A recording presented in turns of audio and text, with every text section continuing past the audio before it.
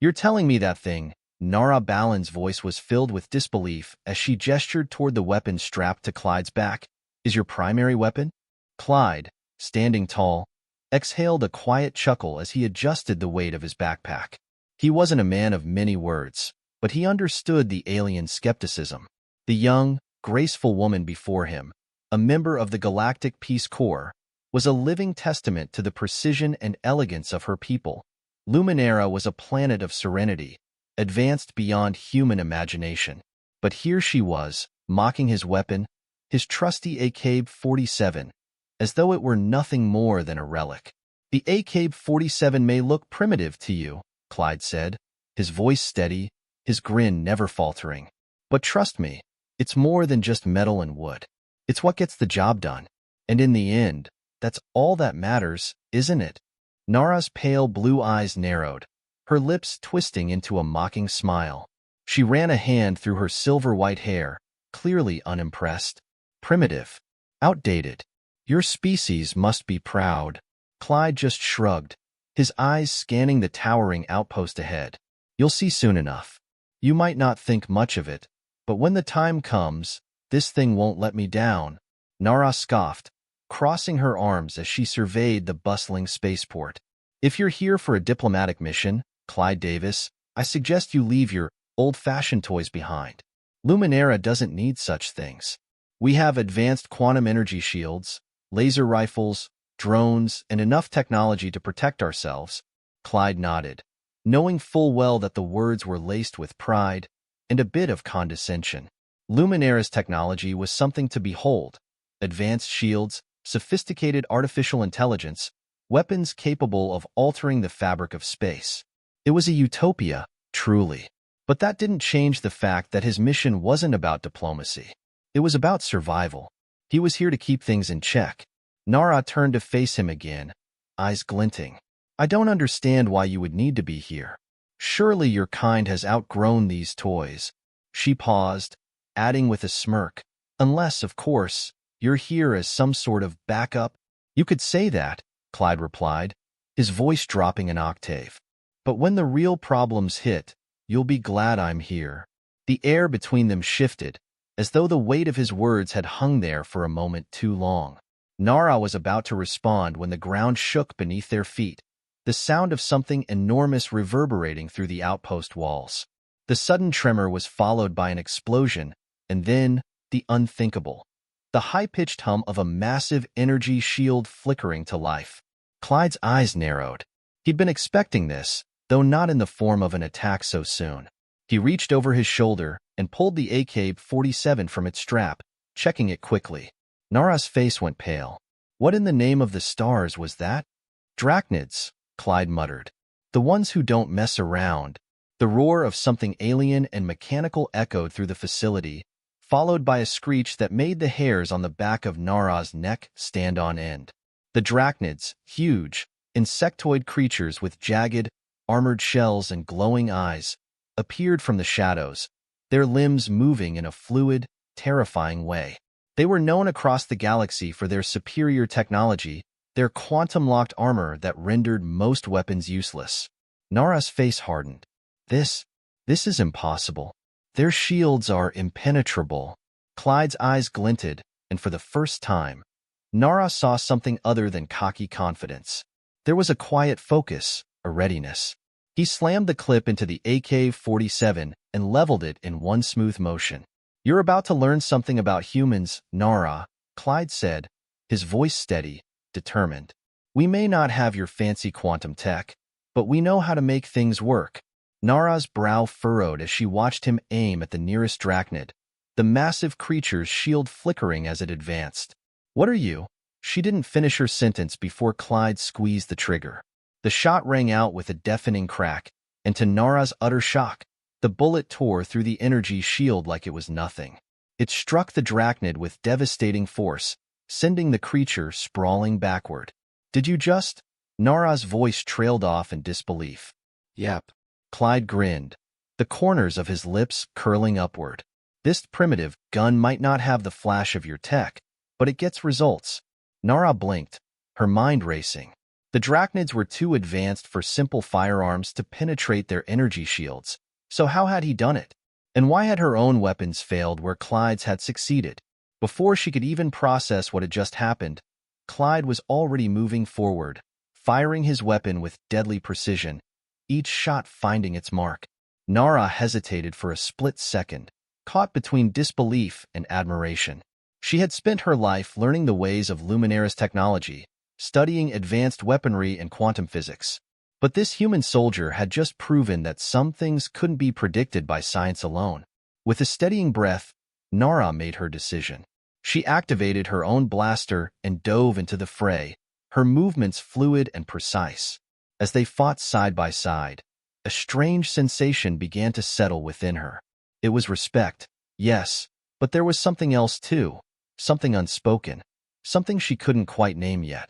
The battle raged on, the screeching of drachnids filling the air as they advanced, seemingly relentless, each strike of their claws or energy blasts slamming into the walls, the ground, everything around them. Nara, her blaster crackling with energy, darted from cover to cover, her movements graceful yet deadly. Clyde, on the other hand, was an unstoppable force. His weapon roared with each pull of the trigger, a constant barrage of gunfire that tore through the drachnids like a whirlwind.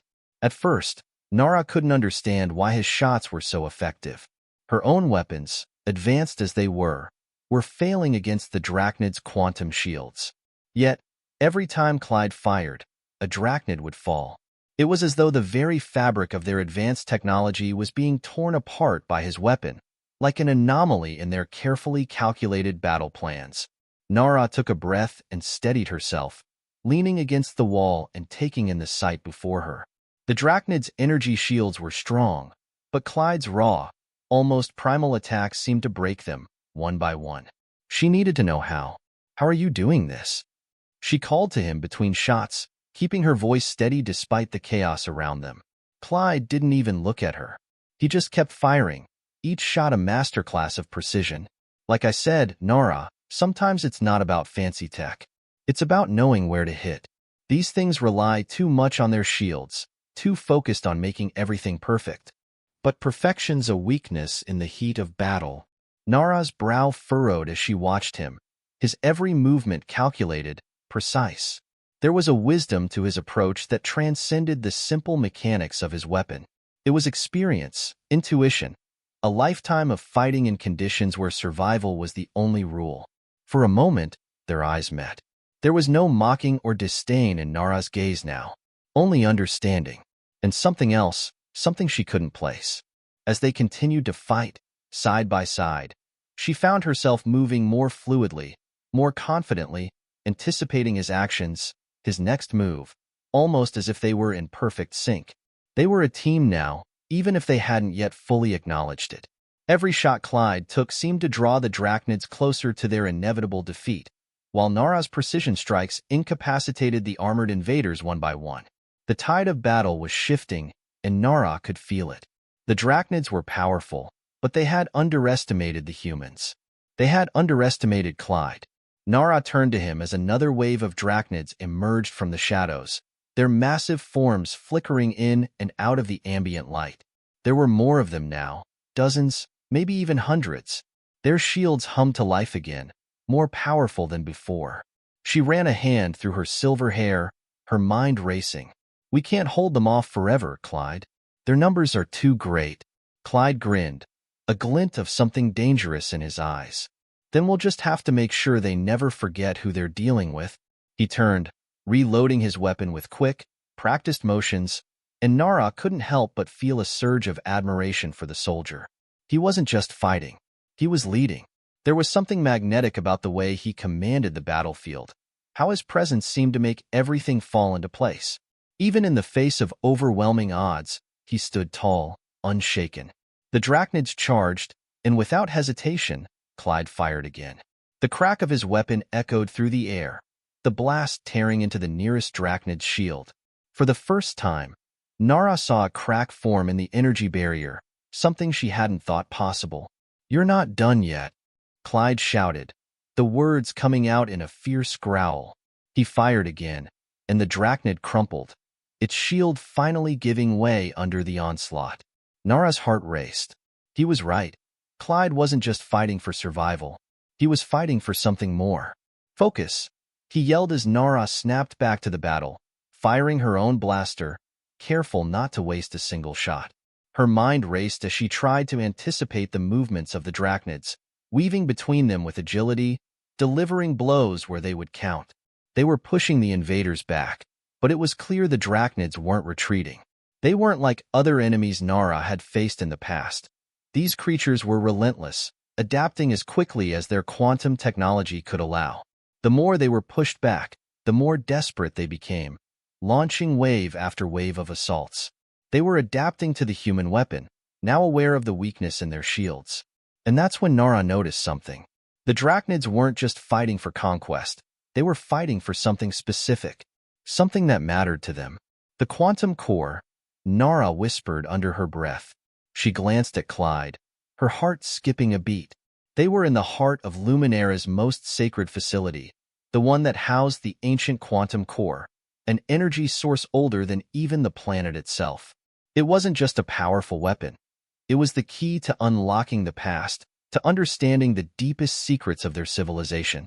The drachnids weren't just after the facility, they were after the core itself. "We need to protect it," Nara said, determination flooding her voice. Clyde nodded without hesitation, a sharp, knowing look in his eyes. "We're not letting them take it. Let's finish this." With renewed focus, they turned their attention to the drachnids, fighting with everything they had. The air crackled with the intensity of the battle as Nara and Clyde fought back to back, their movements fluid, synchronized. Every blast, every shot, was a carefully planned strike designed to push the drachnids back, to keep them from advancing toward the core. But even as they fought with all their might, Nara couldn't shake the feeling that something bigger was at play. The drachnids were more than just invaders. They were part of something far more complicated, a scheme that reached back into the depths of Luminara's forgotten history. And somewhere, deep within the heart of the facility, the quantum core hummed, its ancient power waiting to reveal its secrets. Clyde and Nara were a force to be reckoned with. The drachnids had underestimated them, thinking that advanced technology would always be the deciding factor in any battle. But Clyde had shown them the raw power of human ingenuity, and Nara had witnessed firsthand how strategy, teamwork, and tenacity could turn the tide. Still, the battle wasn't over. The drachnids seemed to multiply with every second, their numbers growing exponentially as more forces arrived. The sound of their mechanical limbs scraping the ground was deafening, the echo of their screeches filling the air. But now, Nara felt something else, something more than just the heat of battle. A sense of urgency, of impending doom. She glanced at Clyde, who was reloading his weapon with a calm intensity. Despite the chaos around them, his focus never wavered. There was no doubt in her mind now. This was a man who had seen war in all its forms, and he was ready to face whatever the drachnids had in store. "We need to push forward," Nara said, her voice steady despite the adrenaline coursing through her veins. "If we don't, they'll breach the core chamber." Clyde nodded, his expression hardening. "I was hoping you'd say that. Let's give them a fight they'll remember." They moved as one, Clyde leading the charge with his trusty AK-47, cutting down drachnids as they pushed forward. Nara followed closely, her blaster crackling with energy, each shot finding its target with pinpoint accuracy. Together, they carved a path through the invaders, their movements fluid, synchronized. The drachnids were formidable opponents, fast, agile, and equipped with energy shields that made them almost invincible. But Clyde and Nara weren't just fighting with weapons. They were fighting with their minds, adapting to the ever-changing battlefield, finding weaknesses in the drachnid armor, exploiting them with every shot. As they neared the entrance to the quantum core chamber, Nara felt a cold shiver run down her spine. Something was wrong. The drachnids were closing in, but it wasn't just their numbers that unsettled her. There was something more, something hidden in the shadows of the chamber. "Clyde, wait," Nara called, her voice sharp with warning. He stopped, his eyes scanning the chamber ahead. "What is it?" I don't know, but something feels off." Before either of them could react, the air around them shifted. A low hum, followed by a sudden flash of light, erupted from the chamber. The quantum core had activated. The drachnids hesitated, their movements slowing as they were drawn to the source of the energy. Nara's heart skipped a beat. She had only heard rumors about the quantum core's true power, how it could manipulate time, space, and matter. But she had never seen it in action. "Stay focused," Clyde barked. "We can't let them get near it." But it was too late. A drachnid commander, larger and more formidable than the others, stepped forward. Its armor shimmered with an ethereal glow, and its eyes glowed with an unnatural intensity. It was different, and it was heading straight for the core. "No," Nara cried, her voice filled with desperation. "We can't let it access the core. If they do—" But the drachnid was already there, its massive clawed hand reaching for the ancient device. Without thinking, she pushed forward, launching herself at the drachnid with a speed she didn't know she had. She grabbed for the nearest weapon, one of the energy blades the drachnids had discarded, and slashed at the commander's outstretched arm. The blade connected with a loud crack, and the drachnid recoiled, letting out a deafening screech. The commander stumbled back, the power of the core still pulsing in the air, its energy flaring dangerously. Nara gritted her teeth, pushing forward despite the pain in her arm. She couldn't let the drachnid get any closer. Clyde was right beside her, his gun raised, and in one swift motion, he fired a series of shots directly at the drachnid's weak spots. The rounds hit their mark, and the commander's massive form crumpled to the ground with a thunderous crash. But the victory was short-lived. The core hummed again, and this time, it wasn't just energy, it was pulling them in. The quantum core was awakening, and its power was too much for anyone to control. "Get back," Nara shouted, grabbing Clyde by the arm and pulling him away from the center of the chamber. But it was too late. The core's energy surged, and the ground beneath them cracked open. A swirling vortex of light and shadow erupted from the heart of the core, pulling everything toward it. Rocks, debris, and even the air itself seemed to bend and twist. Clyde's eyes widened in realization. "It's a temporal rift." Nara felt her stomach drop. The quantum core had the power to manipulate time itself. It wasn't just a weapon. It was an artifact of untold power, capable of destroying entire civilizations if misused. "We need to destroy it," Nara yelled, but Clyde's hand shot out, stopping her. "No," he said, his voice firm. "It's not just about destroying it. We need to stabilize it. We need to control it." Nara hesitated, uncertainty flickering in her eyes. How could they possibly control such raw, chaotic energy? But then she saw the resolve in Clyde's gaze, and something inside her clicked. He was right. They weren't going to just destroy the core, they were going to save it. Clyde rushed toward the center of the chamber, moving with urgency. He threw himself into a console, his fingers flying over the controls. "Nara, I need you to hold the drachnids off. If they get any closer, this entire place will collapse." Nara nodded, her heart racing as she turned to face the remaining drachnid forces. She raised her blaster, firing with deadly precision as she held the invaders at bay, every shot a testament to her newfound respect for the human soldier at her side. Clyde worked frantically, his eyes locked on the flickering lights of the console. The vortex continued to grow, its power spiraling out of control. Every second counted. Then, just as the drachnids were closing in on her, the energy around the core began to stabilize. Clyde's fingers slammed down on the final key, and with a loud, thunderous crack, the vortex imploded in on itself, collapsing into a single point of brilliant light. The chaos was over. The core's power was contained. The drachnids, disoriented and defeated, scattered. The threat had been neutralized, and Luminara had been saved. Nara stood, panting, her weapon still raised. But now the only sound in the chamber was the hum of the quantum core. She looked over at Clyde, who was standing tall, breathing heavily but victorious. "We did it," she said, her voice barely a whisper. Clyde glanced at her, a tired but satisfied grin spreading across his face. "Yeah, we did." In that moment, Nara realized just how much she had underestimated the humans, and Clyde, in particular.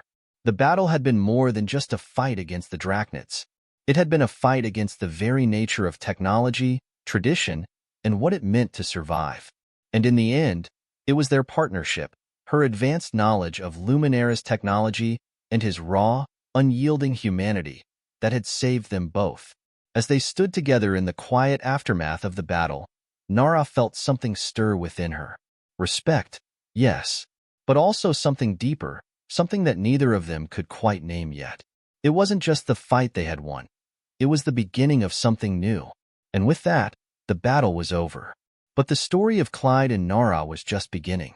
There were more mysteries to uncover, more challenges to face, and perhaps more than just an alliance to forge.